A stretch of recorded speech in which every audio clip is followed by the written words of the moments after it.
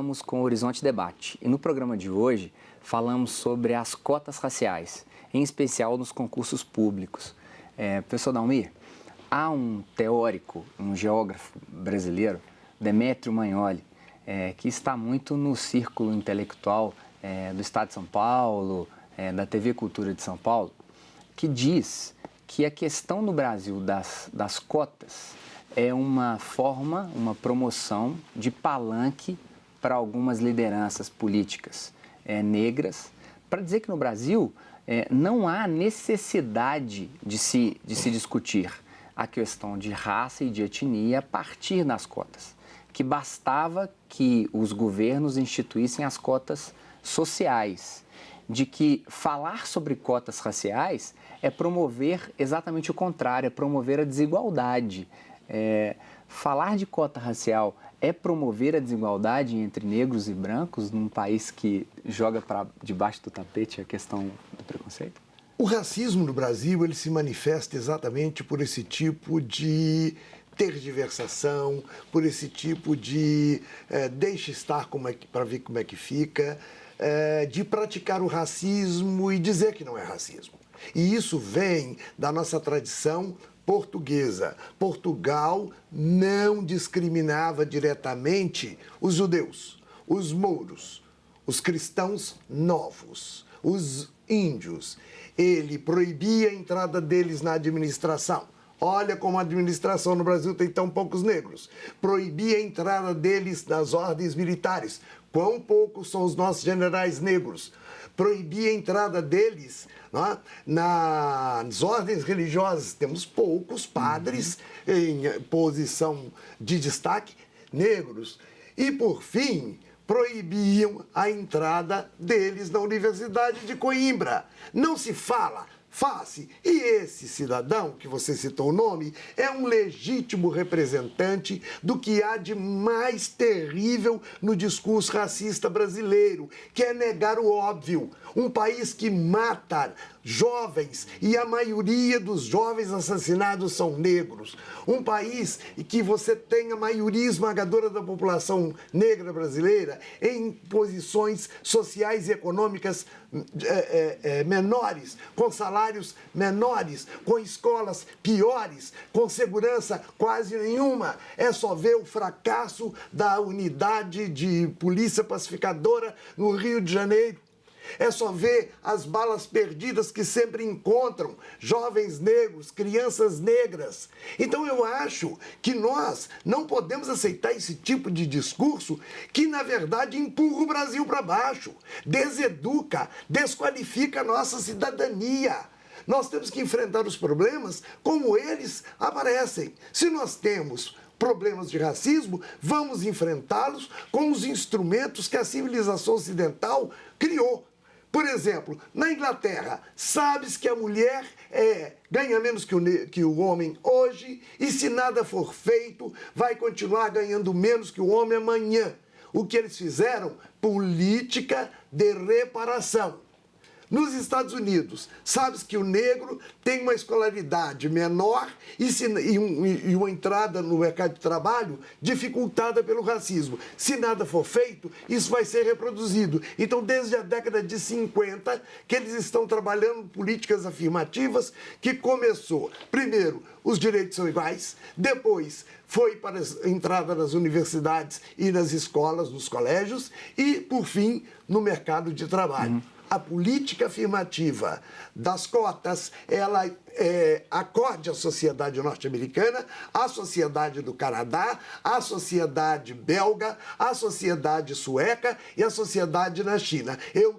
Na Índia. Eu duvido que esse cidadão que se coloca como as cotas e como se fosse uma potência intelectual, não é uma impotência, inclusive do ponto de vista ético, seja mais inteligente que todos esses países. Eu vou continuar a promover esse debate e acalora no Dalmir, quando o Demétrio diz que, e de forma até bastante antiética, que a escravidão no Brasil ela era uma instituição até democrática. É uma infelicidade o indivíduo dizer uma situação dessa, né? E ele diz isso em rede nacional, não diz isso apenas em artigos, não. Quando ele fala o seguinte, alguns mulatos tinham também escravos. Negros também poderiam comprar a própria liberdade e depois comprar escravos. Aí um dos argumentos dele é como que se faz a distinção entre talvez um antepassado do Dr. Gilberto que tenha tido um escravo nas minas de Ouro Preto, porque ele comprou a liberdade dele, você não poderia ter direito, portanto, porque você, de alguma forma, abonou a escravidão, você contribuiu para ela. Isso é um contrassenso, né? Isso é um contrassenso.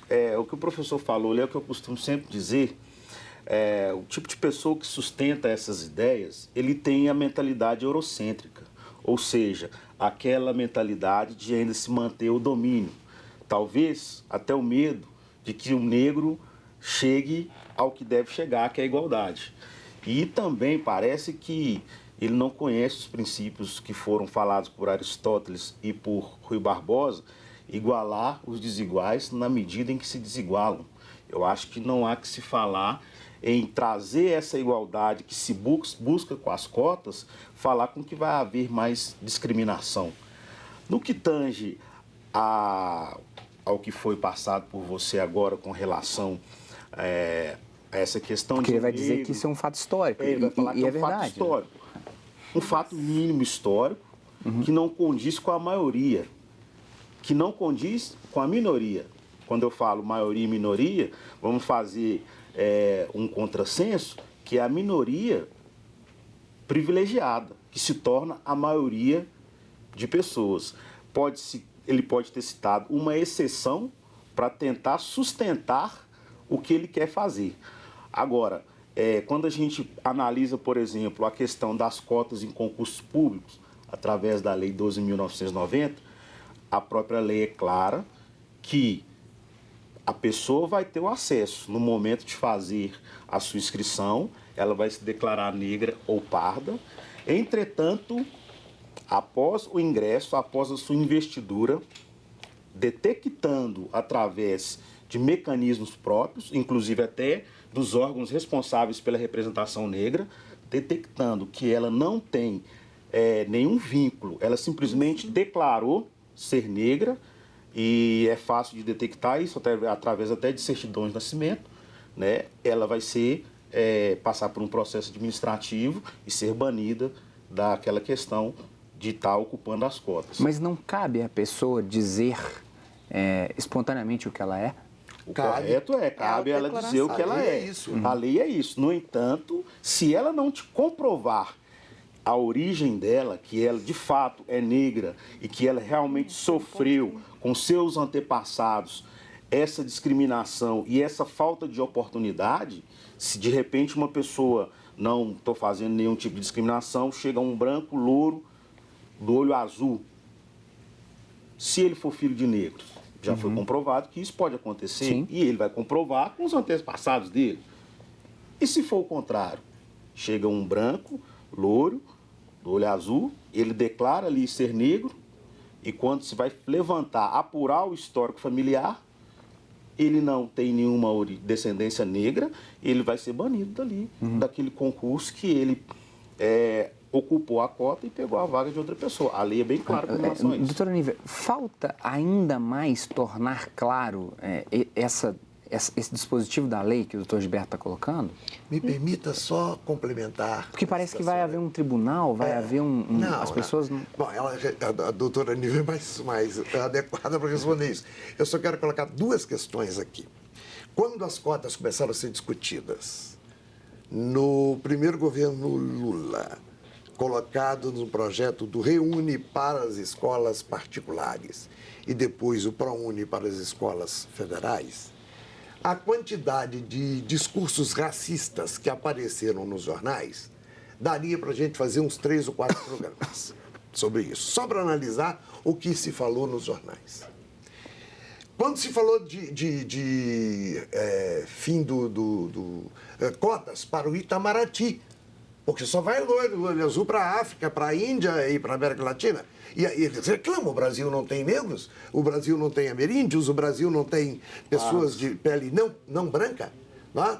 Na verdade, esse discurso, havia na escravidão pessoas que tinham direito de comprar escravos, quantos? De ter escravos, quantos? Isso é falácia. Eu pego uma minoria, e a exceção, e transformo em regra. Isso é um dos pecados intelectuais e uma das desonestidades intelectuais mais combatidas. Você pegar a exceção e dizer, é a regra. Não é, não. Há negros muito bem situados no Brasil. Provavelmente não atinge 1% da população. Mesmo hoje. Provavelmente não atinge 1% da população. Então eu penso que essa questão de você negar o óbvio, que é o racismo, e negar o óbvio, que medidas podem ser tomadas para você superar o racismo e transformar a sociedade mais justa e em paz, são argumentos que refletem a imensa, profunda e nunca suficientemente criticada formação racista no Brasil. Bom, voltando a essa questão, Sim. ainda há um processo de amadurecimento, sim, porque o critério que a lei determina é a autodeclaração. Né? Nós temos aí a Lei 12.990, ela está, a OAB, né, ajuizou uma ação direta de constitucionalidade, deve ser votada, esperamos que ainda nesse semestre, pelo menos a liminar, né? A relatoria é do ministro Luiz Barroso, e talvez se estabeleça algum critério nesse sentido, talvez possa acontecer alguma especificação. É uma lei bastante sucinta e uma coisa que poucas pessoas chamam a atenção, e eu acho que é um ponto-chave nas cotas, que como a ação afirmativa é uma discriminação ao contrário. Como é para uma categoria, para uma classe, um grupo de pessoas que sempre foi discriminado negativamente, ela é uma discriminação positiva. É como se eu pegasse alguém que está lá no final da fila e tentasse trazer mais para frente, mais para próximo dos que estão na pole position. Doutora né? Nívia, eu queria que no próximo bloco, acho que isso é muito importante, eu queria estender esse ponto no próximo bloco. Sim. Podemos? Podemos. Vamos a um breve intervalo. Sai daí não, até daqui a pouco.